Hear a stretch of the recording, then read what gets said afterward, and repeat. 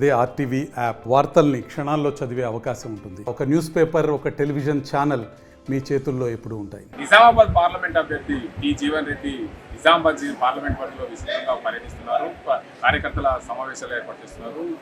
ఈ ఎన్నికల్లో కాంగ్రెస్ పార్టీకి ఓటేసి గెలిపించాలి, అదేవిధంగా కార్యకర్తలను ఆత్మస్థైర్యాన్ని నింపేందుకు నేను అండగా ఉంటాను, రైతాంగ సమస్యలను పరిష్కరించే దిశగా ప్రయత్నం చేస్తానని చెప్తున్నారు. మనతో పాటు పార్లమెంట్ అభ్యర్థి జీవన్ రెడ్డి ఉన్నారు. సార్ నమస్తే. ముఖ్యంగా మీరు పార్లమెంట్ పరిధిలో విస్తృతంగా పర్యటిస్తున్నారు. ఎక్కువగా నిజామాబాద్ రూరల్, అదేవిధంగా బోధన్, ఆర్మూర్, కుట్ల, జగిత్యాల ప్రాంతాల్లో అత్యధికంగా పర్యటిస్తున్నారు. కార్యకర్తలకు మనదే రైతాంగ సమస్యలపైన పోరాటం చేస్తున్నారు. రైతాంగ సమస్యలు ఇప్పటికే చాలా పెండింగ్ ఉన్నాయి. తెలంగాణలో ఏర్పడ్డ కాంగ్రెస్ పార్టీ కూడా రైతాంగ సమస్యలు చేశారు. కేంద్రంలో కాంగ్రెస్ పార్టీ అధికారంలో ఎలా రైతాంగ సమస్యలు ప్రధానంగా రైతాంగానికి కావాల్సింది వ్యవసాయ ఉత్పత్తులకు కల్పించవలసిన మద్దతు ధర, దాని చట్టబద్ధత అనేది పొందుపరచాలి. Unless minimum support price guarantee లేదు, మినిమం సపోర్ట్ ప్రైస్ నిర్ణయించి దాని విలువ లేకుండా పోతుంది. కాబట్టి వల్ల మినిమం సపోర్ట్ ప్రైస్ చట్టబద్ధ కల్పించేయాలి రైతాంగం. దానికి అనుగుణంగా కాంగ్రెస్ పార్టీ చట్టబద్ధ కల్పించడానికి కట్టుబడి ఉంది. అది ఏ ఉత్పత్తులు కానివ్వండి, ధాన్యం కానివ్వండి, ముఖ్యమంత్రి కానివ్వండి, మొక్కదర్శనం కానివ్వండి, ఏమైనా కానివ్వండి. అదే భారతీయ జనతా పార్టీ ఏదైతుందో చట్టబద్ధత కల్పింపు చేయడానికి ముందుకు రావడం మోడీ గారి చెవికి ఎక్కడ లేదు.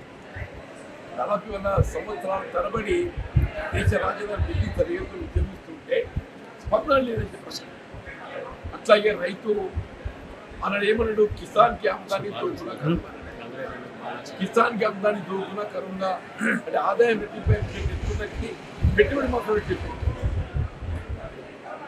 ప్రధానంగా ఏదైతుందో మీరు రసాయనిక ఎరువులే కానివ్వండి, ట్రాక్టర్స్ చూడడానికి కావాల్సిన డీజిల్ అంశమే కానివ్వండి, ఏదైనా కానివ్వండి చెప్పండి.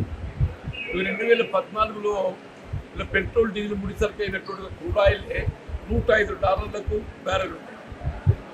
అటువంటిది ఏదైతుందో ఈరోజు అది it has come down to $70. It has come down to $70 ఏదైతే బ్యారెల్ వస్తుంది. అంటే పెట్రోల్ డీజిల్ ధర తగ్గాలి కదా, తగ్గకి ఏమైపోయింది అంటే $55 2014లో $99 అయిపోయింది. పెట్రోల్ ధర అన్నాడు $75 ఉంటే ఈరోజు $107 అయిపోయింది. అట్లాగే ఇది రసాయనిక ఎరువులు మనం తీసుకున్నట్టయితే మీకు రసాయనిక ఎరువులు ఏదైతే ఉన్నదో మీ పొటాష్ అన్నాడు $650 2017 అయిపోయింది. Potash more than the double అని చెప్పంటున్నాను. సూపర్ ఏదైతుందో 240 ఉంటే 620 అయింది. ఆల్మోస్ట్ డబుల్ అని చెప్పండి, మోర్ దాన్ డబుల్. 240ని 620 అయిపోయింది. కాంప్లెక్స్ 28 ఏదైతుందో 970 970 ఉండేది 1600 అయింది. ఆల్మోస్ట్ రెట్టింపు అని చెప్పంటున్నా. కూలీ ధరలు పెరిగిపోయినాయి. మరి మీకు ఏదైతే 2014లో వరి ధాన్యము $450 నాలుగులో ఉంటే 14లో 1350 అయింది. 3 times పెరిగింది 10 సంవత్సరాల కాలంలో కాంగ్రెస్ ప్రభుత్వ హయాంలో. అదే 1350 ఉంది, ఇవాళ ఎంత అయింది? 2200 అని చెప్పారు. Not even double. And UPA ప్రభుత్వ హయాంలో 10 సంవత్సరాల కాలంలో $450 వరి ధాన్యం మద్దతు ధర 1350, 200 times. వీళ్ళ కనీసం రెట్టింపు కాదు. దేశ గమనించండి చెప్పండి. రైతుకు రుణమాఫీ కావాలని చెప్పని డిమాండ్ ఉంటే రైతు రుణమాఫీ చేస్తే సొమ్మరిపోతూ ఉంటుంది. మరి అదే పెట్టుబడిదారి వర్గాలు, అంబానీ అదాని వారికి ఏదైతుందో ఎన్పిఏ అకౌంట్ అని నెపంతో లక్షల కోట్లు రుణమాఫీ చేసేవాడు సొమ్మరిపోతు కాడే. 2008-9లో కాంగ్రెస్ పార్టీ అన్నాడు సోనియా గాంధీ గారి ఆధ్వర్యంలో ₹1,00,000 రుణమాఫీ చేసింది. 70,000 కోట్లు అయింది ఆర్థిక భారం. 2 లక్షల రూపాయల వరకు చేస్తే ఎంత అవుతుంది? 2 లక్షల కోట్లు అవుతుంది. 2 లక్షల కోట్లు అవుతాయి, నాట్ మచ్. అదే మీరు పెట్టుబడిదారు వర్గాలకు దాదాపు 10-16 లక్షల కోట్లు రుణమాఫీ చేసింది. అంటే ఇవాళ ఏ రాజకీయ పార్టీ ఆలోచన విధానం ఏ విధంగా ఉందనేది గమనించాలని చెప్పండి.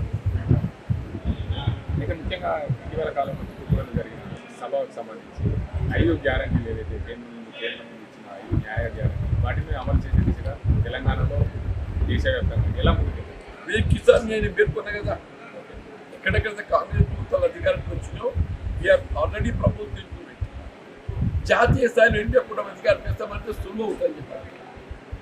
అట్లా ఇక మహిళలకు ఏదైతుందో వాళ్ళ ఆర్థిక పరిపుష్టి కొరకు రిజర్వేషన్ 50% పెంచాలని చెప్పంటున్నాం.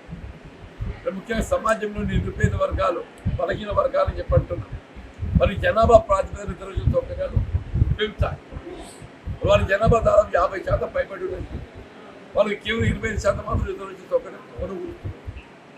కుల గణనతో వారి యొక్క జనాభా శాతాన్ని గుర్తించి రిజర్వేషన్ సౌకర్యం పెంచడానికి రాజ్యాంగాన్ని కూడా అవసరమైన మార్పు చేసే దిశగా కాంగ్రెస్ పార్టీ ముందుకు పోతుందని చెప్పండి.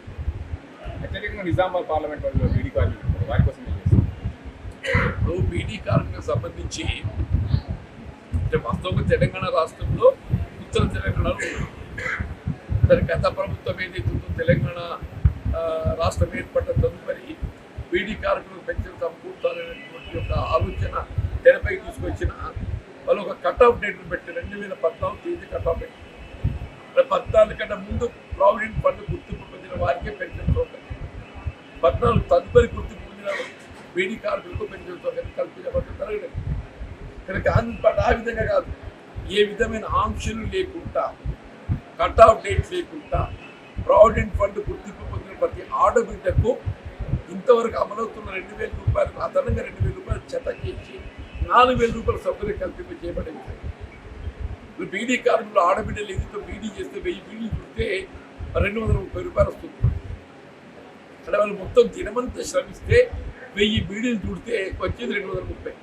కనీసం 300 రూపాయలు కల్పింప చేయాలి. కనీస వేతన చట్టానికి అనుగుణంగా ఆ దిశగా కాంగ్రెస్ పార్టీ అడుగు వేయబోతుంది. అట్లా గల్ఫ్ కార్మికుల గురించి కూడా పేర్కొనలేదు. స్థానికంగా ఉద్యోగ ఉపాధి అవకాశం లభించక దేశం కట్టుకున్న భార్యను కన్న పిల్లలను వదులుకొని పోతుంది. అక్కడ అకాల మరణానికి గురైనట్లయితే వారిని ఆదుకోవడానికి కొరకు ఏదైతుందో కేంద్ర రాష్ట్ర ప్రభుత్వాలు ఇంతవరకు ₹1 సాయం చేయడం లేదు. అది రాష్ట్రంలో కాంగ్రెస్ ప్రభుత్వం ఏర్పడ్డ తదుపరి ఈ విధంగా అకాల మరణానికి గురయ్యేటువంటి కుటుంబానికి ఎవరే కానివ్వండి కాక, అది బలవన్ మరణం కానివ్వండి, ప్రమాదం కానివ్వండి, అనారోగ్యం కానివ్వండి, ఆ కుటుంబాన్ని ఆదుకోవడానికి కొరకు 5 లక్షల రూపాయల ఆర్థిక సాయం కల్పింప చేయబడటంతో పాటుగా వారి పిల్లలు విద్యా బుద్ధులు గురుకుల ఆశ్రమ పాఠశాలల్లో అట్లా ఇది వారి వైద్య సదుపాయం, ఇల్లు లేనట్టుగా గల్ఫ్ కార్మిక కుటుంబాలకు గృహవసతి సౌకర్యం, గల్ఫ్ కార్మిక సంక్షేమ బోర్డు ఏర్పాటు చేయబడుతుంది కాంగ్రెస్ పార్టీ. రైతాంగం ఒకవైపు, రైతు కూలీలు, గల్ఫ్ కార్మికుల సంక్షేమం, బీడీ కార్మికుల సంక్షేమం, వీళ్ళు ఈ ప్రాంతం అంతా ఎక్కువ పసుపు రైతులు అధికారులు పసుబోర్డు ఏర్పాటు చేయడం, దాంతో నాణ్యత పెంపొందించబడుతుందని చెప్పని మీకు మన 2019 అరవింద్ గారు ఒక బాండ్ రాసి నేను 5 రోజుల్లో పసుపు బోర్డు ఏర్పాటు చేస్తాను. 5 రోజులు కాదుగా 5 సంవత్సరాలు గడిచిపోయింది. ఇంతవరకు బాండ్ నుండి తప్పేది కార్యక్రమం కాదు. మోడీ గారు కూడా ఒక బాండ్ రాసించారు ప్రభుత్వం ఉత్తరం 4 అక్టోబర్ 2023. అందులో పసుపు బోర్డు ఎక్కడ ఏర్పాటు చేయబోతున్నాం అనేటువంటి నిర్దేశం లేదు. నేనంటున్నా ఇదే చక్రాలపల్లిలో దాదాపు 1,000-2,000 ఎకరాల స్థలం మనకు అందుబాటులో ఉంది. అదే పసుపు బోర్డు ఇక్కడ ఏర్పాటు చేస్తే మేము ఫుడ్ ప్రాసెసింగ్ యూనిట్స్ ఏర్పాటు చేసుకున్నాం. పసుపు నాణ్యత పెంపొందించవచ్చు. వాళ్ళ దగ్గర అసలు చలనమే లేదని చెప్పట్టు నేను కాంగ్రెస్ పార్టీ పసుపుకు మద్దతు ధర కల్పింప చేయబడటంతో పాటుగా పసుపు నాణ్యత పెంపొందింప చేయబడటానికి పసుపు బోర్డు ఏర్పాటు చేయడానికి ఏదైతుందో రేపు ఇండియా కూటమి కేంద్రంలో అధికారం రావడంతో తక్షణం ఏదైతుందో ఏర్పాటు చేయడం. మరి అదర్వైజ్ ఆల్సో పార్లమెంట్ సభ్యుడికి ఎంపీ కావడంతో నా గళాన్ని పార్లమెంట్లో వినిపించి తక్షణమే పసుపు బోర్డు ఇందూరు గడ్డ మీద ఏర్పాటు చేయబడినట్టు చెప్పంటున్నా. Sugar factory పునఃప్రారంభం చెప్పంటున్నా.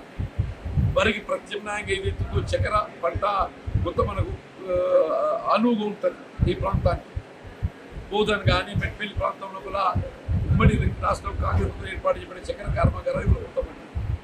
వాటి పునఃప్రారంభం చేసినట్టయితే రైతులకు ఆసరాగా ఉంటుంది. ఆ పునఃప్రారంభానికి సంబంధించి ఆల్రెడీ చర్యలు చేపట్టాం, క్యాలెండర్ విడుదల చేసినాం. By the end of 2025 December వీళ్ళు చక్కెర కర్మాగారాలు పునఃప్రారంభం కాబోతుందని చెప్పండి. ఒక నిర్దిష్టమైన ప్రణాళికతో కాంగ్రెస్ పార్టీ ముందుకు పోతుంది. నిర్దిష్టమైన ప్రణాళికతో రాష్ట్రంలో కాంగ్రెస్ ప్రభుత్వం అధికారం ఉంది. ఏ కార్యక్రమం అమలు చేపట్టబడాలన్నా రాష్ట్ర ప్రభుత్వంతో మాత్రమే సాధ్యమవుతుంది. మీరు శాసనసభలో అవకాశం ఇచ్చి కేంద్రంలో కూడా డబుల్ ఇంజన్ సర్కార్ అంటే రాష్ట్రంలో కాంగ్రెస్ ప్రభుత్వం వచ్చింది, కేంద్రంలో కూడా కాంగ్రెస్ ప్రభుత్వం ఇండియా కూటమి వస్తే మరింత మీలోనూ కూడా అవకాశం ఉంటుంది. ఆ దిశగా ఏదైతుందో ఇవాళ ప్రజల మద్దతు కోరడానికి కాంగ్రెస్ పార్టీ సమావేశం చేయడానికి ఈ సమావేశం ఏర్పాటు చేసుకోవడం జరిగింది. మిత్రుడు భూపతి రెడ్డి గారు ఏదైతుందో మొన్నటి ఎన్నికలు ఇక్కడ అత్యధిక మెజార్టీతో గెలిచి వచ్చిందని చెప్పి అంటారు. వారు ఇక్కడ కార్యకర్తల మనోభిష్టానికి అనుగుణంగా ఏదైతుందో ఈ ప్రాంత అభివృద్ధి కొరకు పాటుపడే విధంగా ముందుకు పోతుంది. వారికి తోడుగా ఉండే విధంగా ఏదైతుందో నాకు అవకాశం కల్పి చేయాలని చెప్పని మరి నేను పేర్కొంటాను. Thank you. ఖచ్చితంగా చూసుకోవచ్చు, పార్లమెంట్ పరిధిలో ఈసారి నాకు ఓటేయండి, రైతాంగ సమస్యల కోసం పోరాటం చేస్తాం, రైతుకు మద్దతు ధర చట్టబద్ధత చేసే విధంగా నేను పార్లమెంట్లో గలం విప్పుతాను. అదేవిధంగా రైతులు ఏదైతే పసుపు బోర్డు అనే అంశానికి సంబంధించి మొన్న ఎన్నికల్లో మోడీ ఏదైతే ప్రకటన చేశారో, నిజామాబాద్లో ఏదైతే దేశంలో ఇండియా కూటమి ఏర్పడిన తర్వాత నేను పార్లమెంట్లో గలం విప్పి నిజామాబాద్లో పసుపు బోర్డు ఏర్పాటు చేస్తాను, పసుపు రైతులకు మరింత ఉత్పత్తులు మెరుగుపడే విధంగా నేను ధరలు వచ్చే విధంగా తోడ్పడతానని చెప్తున్నాను. అదేవిధంగా గల్ఫ్ కార్మికులకు, అదేవిధంగా బీడీ కార్మికుల కోసం నేను అండగా ఉంటాను. గల్ఫ్ కార్మికులకు అకాల మరణం చెందిన వారికి 5 లక్షలు ఎక్స్గ్రేషియా ఇచ్చేందుకు నేను ప్రయత్నాలు చేస్తాను, పార్లమెంట్లో గలం విప్పుతాను. కేంద్ర రాష్ట్ర ప్రభుత్వాల ద్వారానే ఏదైనా సాధ్యమని చెప్పి టి జీవన్ రెడ్డి ఏదైతే కాంగ్రెస్ అభ్యర్థి చెప్తున్నారు. ఇది ఇక్కడ పరిస్థితి. ఎవరు సజీంతో గంగారెడ్డి, RTV నిజాం. మరిన్ని వీడియోస్ కోసం ఛానల్ ని సబ్స్క్రైబ్ చేయండి, లేటెస్ట్ అప్డేట్స్ కోసం వాట్సాప్ ఛానల్ ని ఫాలో చేయండి అండ్ లింక్ డిస్క్రిప్షన్ లో ఉంది.